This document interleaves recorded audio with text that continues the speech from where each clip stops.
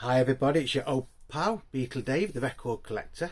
I hope you're all doing well and dandy out there in the YouTube world and people of the interweb, the VC and record collectors. This is part 5 of our little mini series on David Bowie. I'm sorry you've had to wait, a bit longer than what I was expecting to do this part, but work commitments and other things have put me back a little bit. So anyway, this is part 5. I hope you're enjoying it. I've been having some really nice comments and stuff on this little mini series, so hopefully this one will be just as good as the others. So we're going to kick off with a LP that was released on 21st of May 1976. I am looking at some notes, so you'll have to apologise. I will apologise if I keep looking to one side. I'm trying to do it a little bit more professionally. Yeah, so this was released on the 21st of May 1976. It was on RCA Records, and you could get it on LP, MC and 8-track cartridge, and it actually got to the heights of number 2 in the UK and number 10 in America. And it was like one of the first proper sort of like best of David Bowie's, from when he'd actually been famous, if we don't count the ones that it did, that came out on Decca. And it's Changes 1. This one has got the hype sticker on. David Bowie's greatest hits, including Space Oddity, The Gene Genie, John I'm Only Dancing, Fame and Golden Years. Says there, look, you see. So this is on RCA Records stereo, and it's RS 1055. You do still get the main man credit on these. Later copies don't have this on it. So he was still being managed by Tony DeFries at this time. And it is what it says. It's David Bowie's greatest hits up until 1976, basically. Although technically it's up to 1975, isn't it, I think. So you've got Space Oddity from 1969. You've got John I'm Only Dancing, Changes, Ziggy Stardust, Suffragette City, Gene Genie, Diamond Dogs, Rebel, Young Americans, Fame and Golden Years. So the back of this is made to look a lot like Stations to Station, isn't it? Nice photo of David on the front. This is actually in really nice condition, this one. I think this is an original, I can't remember now, to be honest. Yeah, I think it is. So you're on the orange RCA label, or RCA Victor label. Side 1, side 2. Not exactly the rarest David Bowie album to ever find, but to actually find these in, nice condition like this one is not mega rare, but it is getting harder. There's a lot of these on reissues now with the black label instead of the yellow or the orangey RCA label, and of course it has been re-released on the Parlophone label and things like that just lately as well. So like I say, this was from May, 21st of May 1976. I think every song on this is basically a hit, isn't it? Space Oddity was a hit, John I'm Only Dancing was a hit. Changes, although it's like one of his best known songs nowadays, was released as a single and didn't actually get anywhere.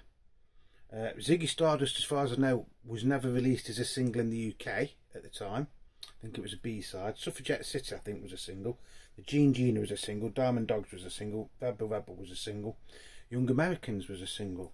Fame was a single. And Golden Years was a single. Fame actually was David's biggest hit in America, wasn't it, at the time? It got to number 1, didn't it? Of course, co-written by John Lennon and Carlos Alomar. So yeah, Changes 1, Bowie. You had to wait till 1980 or 1982 to get Changes 2. Fantastic album though. If you're just getting in, starting to get into David Bowie, look out for these, because these are like the original mixes and everything on these. So they are worth having in your collection. Don't think it's worth a lot of money. Probably about 15, maybe £20 at a push. You can pick them up off eBay, but probably not an original copy like this. But they go from sort of like £10 upwards usually. So yeah, so there's that one. Now we're going to go back to the studio albums. Just bear with 1 second. I'll just get my notes ready. I hope you're all well and dandy out there, as I've already said. Right, so we're coming up to the time in David Bowie's career that fans either love it and think, you know, the next 3 albums he did are the greatest things he ever did, but a lot of fans didn't like him as well, so there's always like a little bit of mixed feeling. As I've said before, I do not dislike any David Bowie album. I think they've all got the merits, you know. Some obviously I do like a little bit better than others, but I wouldn't say I dislike or hate any of Bowie's albums. I think he was a very, very talented man, and he was always trying to move on to the next thing. So the first one we're going to look at is, he says, Low. Hello. This was released in January, 14th of January 1977. Again, you could get it on LP, MC, music set, and 8-track cartridge. It got to number 2 in the UK and number 11 in the USA. Again, this picture is actually a still from the film The Man Who Fell to Earth, and this is a UK original with the track list. It's a sticker, which are actually getting quite rare now for original RCA one. I know when they reissued these a few years ago they had these on, but they're not on the RCA label, are they? So you've got Speed of Life, Breaking Glass, What in the World, Sound and Vision, Always Crashing the Same Car, Be My Wife, A New Career in a New Town. So you've got 7 songs on side 1, or side A. Side 2, you've got War Sawana, Art Decade, Weeping Wall and Subterraneans. The catalogue number on this, by the way, is PL12030, and this is an original UK copy from 1977. We'll have a look at the label and everything first, then I'll tell you what I think about this LP. I think it's got its good bits, and I think it's got its bad bits. I mean, on there it says side A and say side B on the track listing, but on the record it's side 1 and side 2, which, you know, doesn't really make a lot of difference, does it? Again, really, really nice condition record, this, for saying how old it is.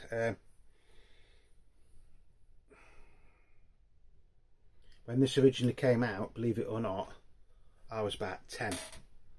Yeah, I would have been 10 when this came out. David Bowie, as I've said before, his songs were always on the radio in the UK, or they all seem to be on the radio, put like that. Not exactly overplayed like some records, but, you know, there's always seemed to be on the radio. Not necessarily his great, you know, his current hit or anything, but his songs will always seem to be played on the radio. With this album, he was moving towards a completely opposite direction to his last couple of albums, which he tended to do, didn't he, folks, in all honesty. This is more like instrumentals, a bit of like what you call electronic music even. Speed of Life is a good song. Breaking Glass is a fantastic song, I do like that one. What in the World could have fitted just about onto Station to Station. Sound and Vision was a hit off this one, wasn't it? Always Crashing the Same Car is a good song. It used to do that live, didn't it, I think.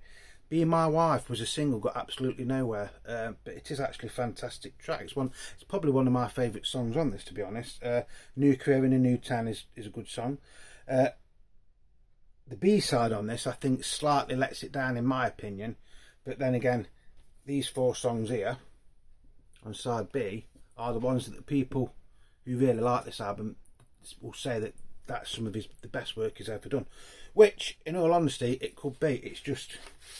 It's took me a while to get to like him, sort of thing. I don't dislike him, I just don't particularly like him, if you know what I mean. Some of the songs on this was co-written with Brian Eno. The horrible thing about this is it doesn't actually tell you the tracks.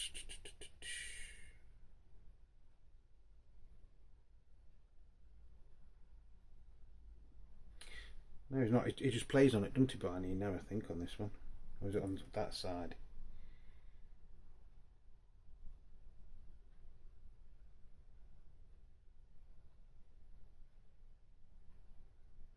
Yeah, it is on track 1 for side 2 is co-written by David Bowie and Brian Eno, but Brian Eno does play on all the tracks and he helps arrange them. Yeah, it's a bit sort of like a bit of a what you call an art, like an art record now, or world music. But it did still have a couple of hits on it, which, you know, like I say, Be My Wife and Sound and Vision are fantastic songs. They are the 2 songs that stand out for me on this track, on this LP. As a album as a whole, it is nice to listen to. I will admit I play side 1 more than I play side 2, and I always have, which is again down, that's just my preference. Like I say, you know, the instrumental electronic sort of music isn't really my cup of tea. I know he was influenced by people like Kraftwerk and things like that when he was recording this. Now, Kraftwerk, a very, very, very, very talented band, but one that I could never really get into. Don't ask me why, I don't know. Which is a bit stupid because, I mean, the Beatles used to use synthesizers and Moogs and all that lot, which is what is used on here, but, you know. It's still a cracking album though, don't get me wrong. I'm not slating it, it is a cracking album. If you're just getting into David Bowie, this might be one that you don't want to get straight away, if that makes sense. This is one, well, in my opinion, this is how it's happened to me, this album grows on you over time. Although, like I've said, you know, just in my opinion, side 1 is slightly better than side 2. But then again, maybe I should listen to side 2 a bit more, you know. You know, as I'm getting older, I am beginning to appreciate certain things more than what I have done in the past, if that makes sense. But yeah, cracking album. Again, original ones of these are quite rare to come by now, especially with this sticker thing on the back. Later copies have it printed. And you do sometimes get these on the black RCA label, which is a later copy, and I think it came out on RCA International as well, if any of you can remember that, which was like a cheap budget version of some albums on RCA, and they used to be on green labels, if I remember that rightly. Yeah, fantastic album. I don't know how true it is, but somebody said that when David Bowie was like writing some of these songs were meant to be on the soundtrack of The Man That Fell to Earth, which will probably be some of these here. If that's true, what a fantastic story. Why wasn't, you know, if it's true, why weren't they like used in the film? I don't know. It could be a load of crap, I don't know. It's just something that I've heard over the mists of time.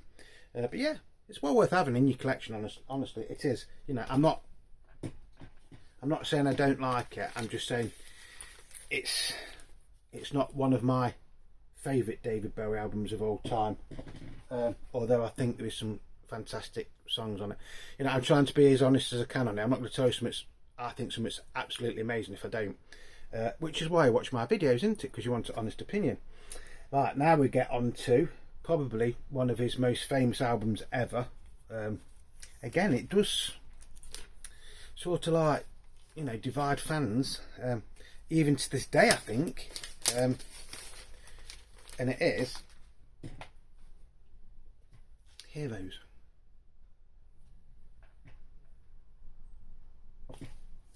Now, this was released on the 14th of October 1977. So in 1977 you've got 2 albums of new material from David Bowie.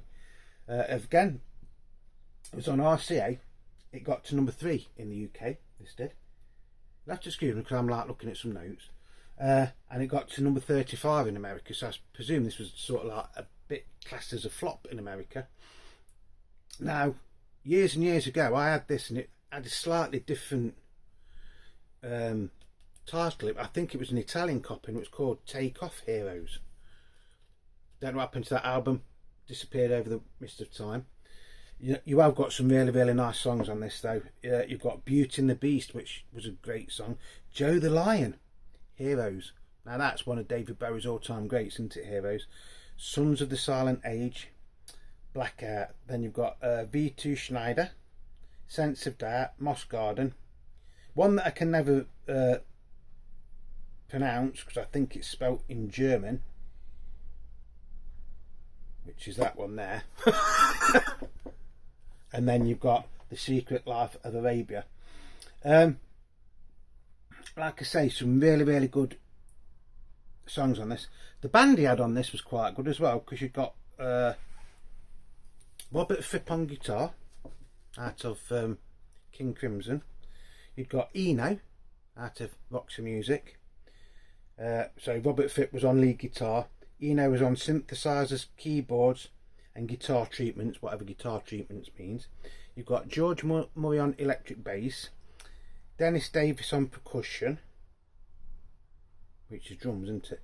Carlos Alamo on rhythm guitar, and then David Bowie was on vocals, keyboards, guitar, saxophones. Now I seem to think, remember, that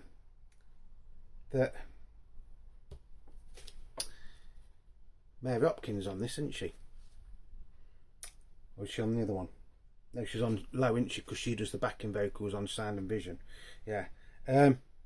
So again, some of these heroes was co-written by David Bowie and Brian Eno. Moss Garden was co-written by David Bowie and Brian Eno. The Secret Life of Arabia was written by Bowie, Eno and Alamo. Like I say, Heroes. The song Heroes is like now classed as one of David Bowie's all-time, best songs ever. Lovely words, a song with real feeling. At the time of its release, I think it got something like number 35 in the UK charts, so it was classed as a flop. I don't know where it got to in the American charts. I think Beauty and the Beast was released as a single, and I think Joe the Lion was released as a single as well, but I could be wrong on that. But yeah, this is one of my all-time favourite David Bowie albums, which is a bit strange really when you think about it, because a lot of the music on this does actually sound the same as the music on Low. So you do actually get I say you do get the word, you do sort of like get the words to some of the songs in it, but that is really faded on that side.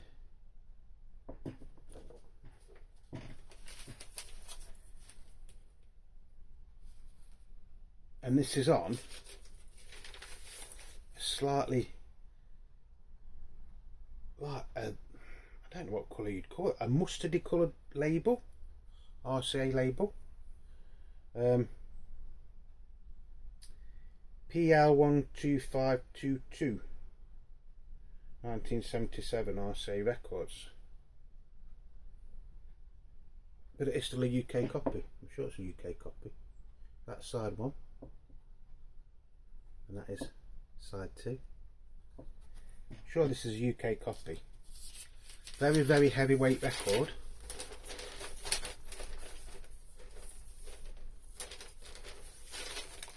Now I will apologise if this video goes on for a while. Yeah, RCA Records Division, RCA House, Curzon Street, London. Yeah, so it is a UK copy. Yeah, like I say, this is one of my all-time favourite David Bowie albums. Don't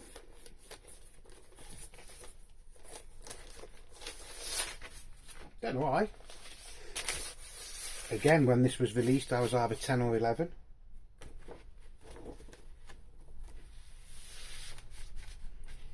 I think he was trying to be a bit more commercial with this one. Well, slightly more commercial with this one than he was with Low. Although they are both fantastic albums in their own right. I must stress that they are both fantastic albums. Yeah, so that's Heroes. Or as the one I used to have was called, which was Italian copy, Take Off Heroes. Don't know why it was a slightly different title. In 1978 we didn't get a studio album, but we did get a live album, and this was simply called Stage, and this came out on the 8th of September 1978, and it's a double album, so you could get it on obviously 2 LPs. I think it would have been a double music cassette, and you could still get it on 8 track. Even in 1978 you could still get 8 tracks. I can't really remember 8 tracks, but I think they might have been more popular in America, because I know a lot of cars in America used to have 8 track things in the car, didn't they? Players in the car. I can vaguely remember them, but I wouldn't have thought they'd been still coming out in 1978. So obviously this is a live recording. So the band on this is Carlos Alomar, Adrian Blue, Dennis Davis, George Murray, Roger Powell, and David Bowie. Eno's not on this, which is surprising. I should imagine Eno didn't really do much live stuff with him there, did he? So side 1, you got Hang On To Yourself, Ziggy Stardust, 5 Years, Soul Love and Star. So most of them are off the Rise and Fall of Ziggy Stardust and the Spiders from Mars, aren't they? Side 2, you got Station to Station, Fame and TCV15. So that's all stuff from 1975/76, isn't it? Record 2, you've got War Sana, Speed of Life, Art Decade, Sense of Doubt and Breaking Glass, which was all off the previous 2 albums. Then side 4 is What Is Heroes, a live version of Heroes, which is absolutely fantastic. What in the World, Blackout and Beauty and the Beast. Now unfortunately this isn't in very good condition. In fact it's pretty ropey, to be honest. I seem to think I got this in a job lot of records, but this is a US pressing, not a UK pressing. And in America you're used to have thicker cardboard, so you used to get ringware, didn't you? Things like that. So it is a while since I've played this one, to be honest, so I'm not sure what the condition of this is going to be like. That's not too bad. That's not too bad. So you've got the really old, although that says RC Victor, you've still got the dog, where isn't Nipper on the trademark there, look. Yeah, they're not actually in too bad a condition, to be honest. Produced by David Bowie and Tony Visconti, which Low and Heroes were produced or co-produced by Tony Visconti, weren't they? Let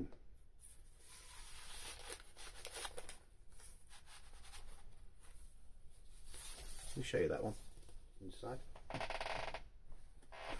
Do you want to look at the other one? Let's look at that one as well. May as well while here, although near it says Jimi Hendrix the Legend, look, so I think somebody's got the inners mixed up on that. It's not too bad condition. I must admit I do like these labels.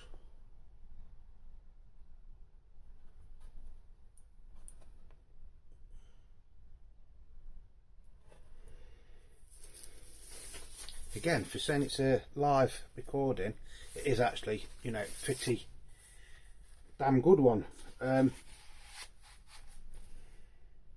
say that is only really surpassed by the Ziggy Stardust motion picture soundtrack. But then again, that is just my opinion. Don't think it's worth a hell of a lot of money. What did it get to? Got to number 5.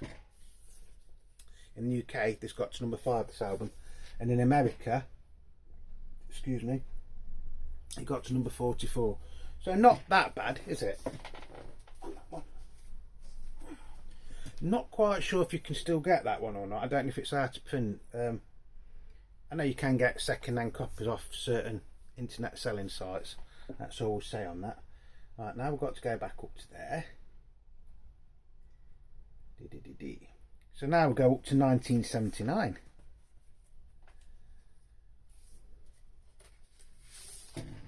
And this was released in the height of punk or new wave, and it's Lodger. Very overlooked album in a lot of ways, this is. It was released in the UK on the 18th of May 1979. Again, you could get it on LP, MC, and you could still get it on an 8-track. It got to number 4 in the UK and number 20 in America. I think this is a UK copy, yeah. Bowie LP 1 says on there. And it was dead weird because you'd think that they'd open there, wouldn't you? But that is actually the front and that is the back.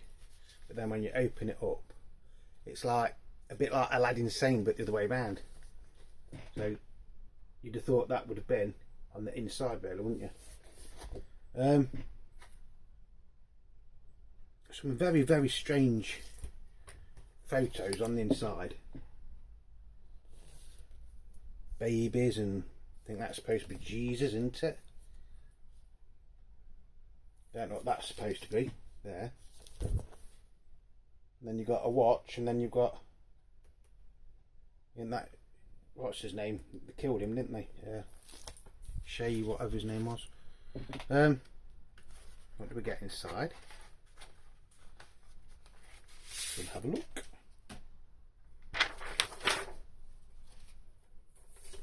Because there's no actual track listing on that, is there? Although I do know what's on it.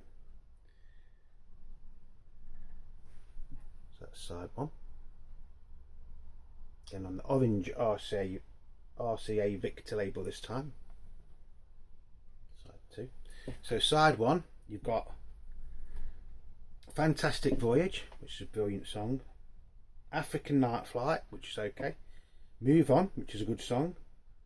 Yasinine, it's a good song. Red Sails in the Sunset, which again is a brilliant song.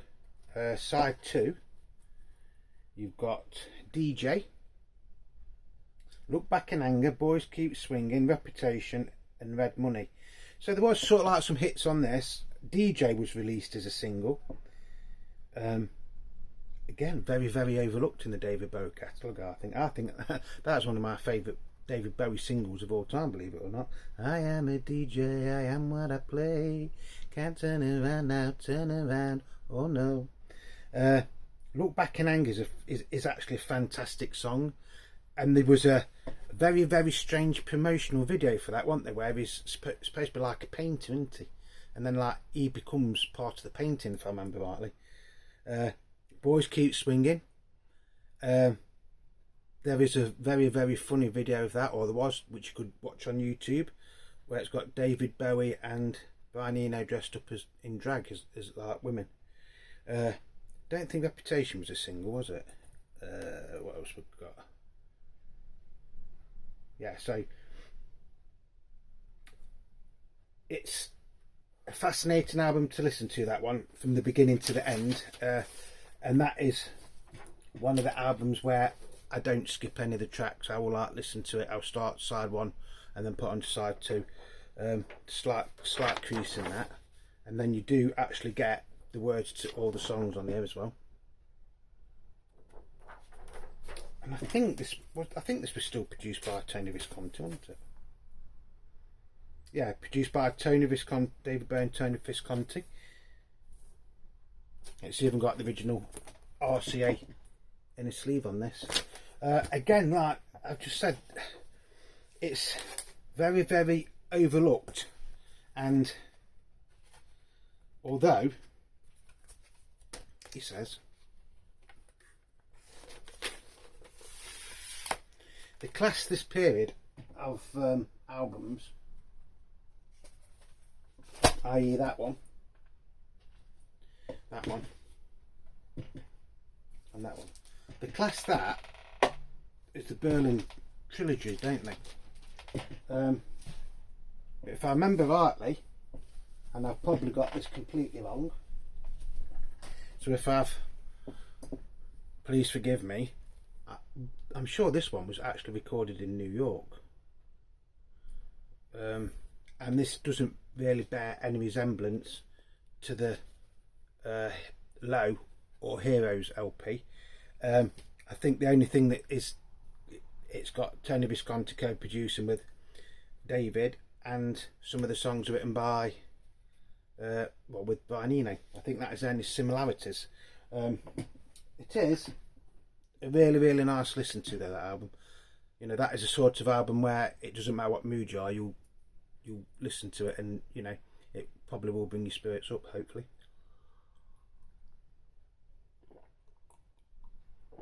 Cheers everybody, by the way.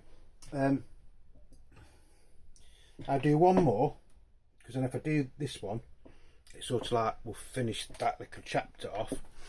And this was released in September 1980, the 12th of September 1980, just before my 14th birthday.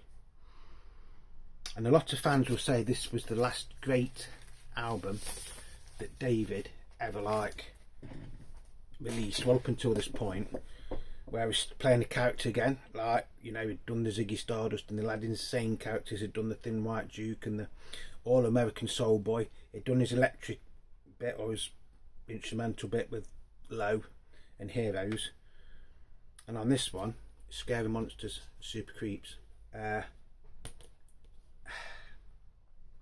There's not really a lot to say about this album that hasn't already been said. Got to #1 in the UK and number 12 in America. It's got some classic David Bowie songs on it. It's got It's No Game Part 1, Up the Hill Backwards, Scary Monsters and Super Creeps, Ashes to Ashes and Fashion.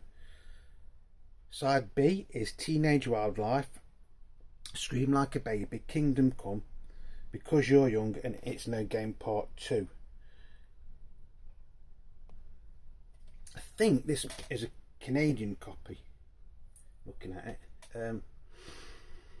but it is quite strange because even on here it's still got like Low there, look, Lodger and Heroes. Okay. So the catalogue number on this one is RCA AQL 13647. But I think this was Bowie 2 in the UK, I think. So we've got all the words to the songs, look, on the original inner.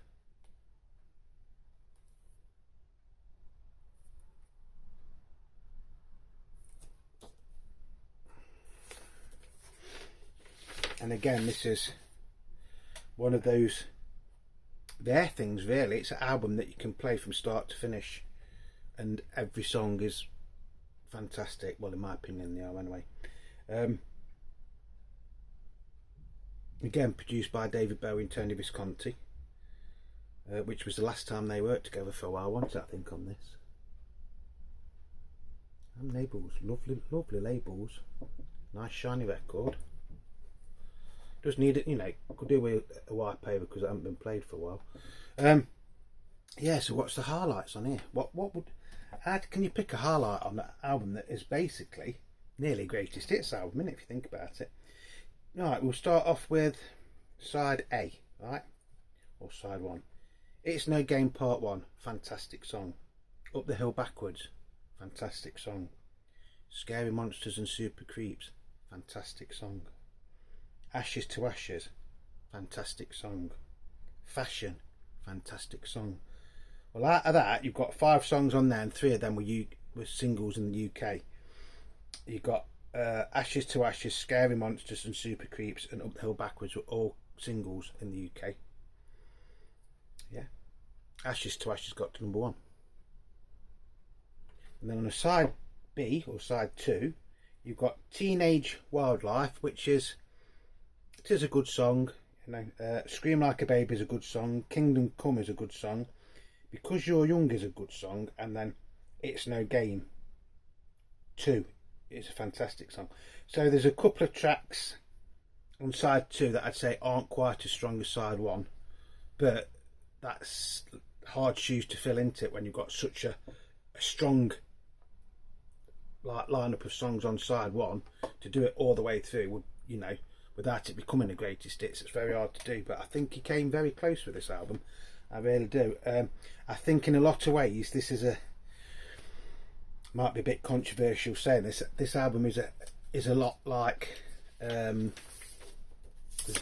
Rise and Fall of Ziggy Stardust, as in you can take it as song for song and each song works, or you can take it as a complete work and it still works as a complete work. Does that make sense?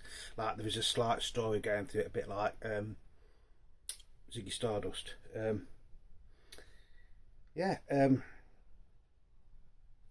Is this the last great album he made, you know, up to this point? I don't know. I would say it is one of his greatest albums that he did ever make, and it's sort of like introduced him to a whole new audience in the UK, because when this came out you've got like the new romantic thing going off in the UK with people like Spandau Ballet, Steve Strange of Visage and people like that, who, you know, he got some of them to be in the video for Ashes to Ashes, and used to go to that club, didn't he? What was that club called? Oh, where Steve Strange, he like owned it, but he worked on in the cloakroom and on the door as well. Oh, you know, I've had a senior moment and I can't remember the name of the club, and I know it. Yeah, so it did introduce him to like a new sort of audience.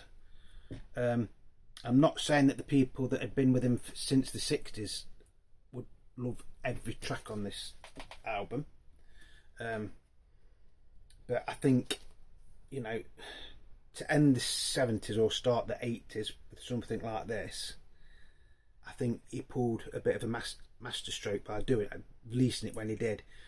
I think if this would have come out the year after, it would have like seemed old, if that makes sense. It would have looked like he was trying to get in on the New Romantics, where technically it was the New Romantics that was trying to like get in on his sort of music.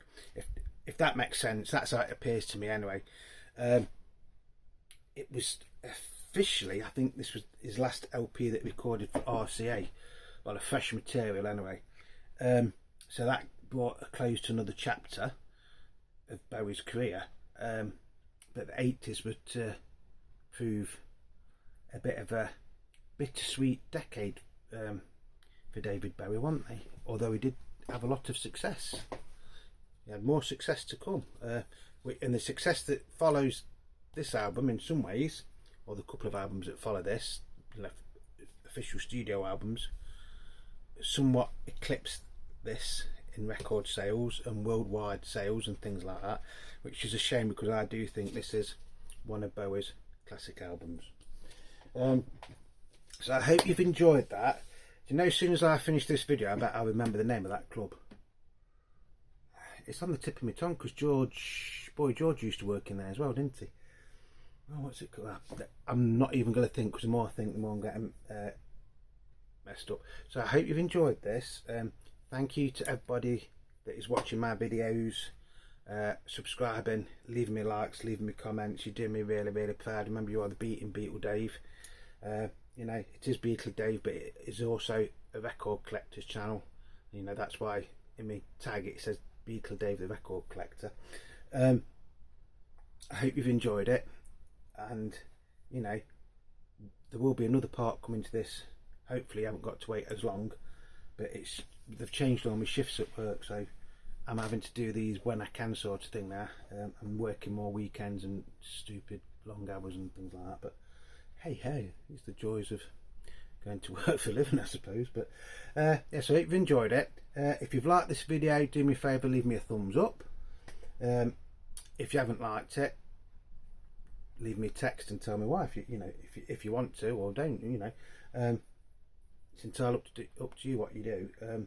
If you're not subscribed, think about subscribing, because it is free, it doesn't cost you a penny, and the more subscribers we get, the more YouTube will promote the channel and things like that, so it's all good. And thank you to everybody that is leaving me comments. A quick shout out to a couple of people that have been messaging me and like talking to me sort of thing. There's Toby Jackman. I've mentioned Toby before. If you're not subscribed to his channel, check it out and please subscribe.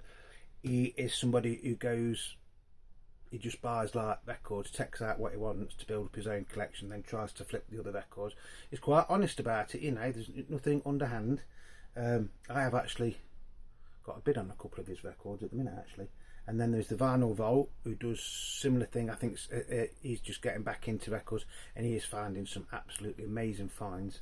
So check out those two channels. A big shout out to my old mate Beatle Tones Beatles channel. Hope you're doing alright.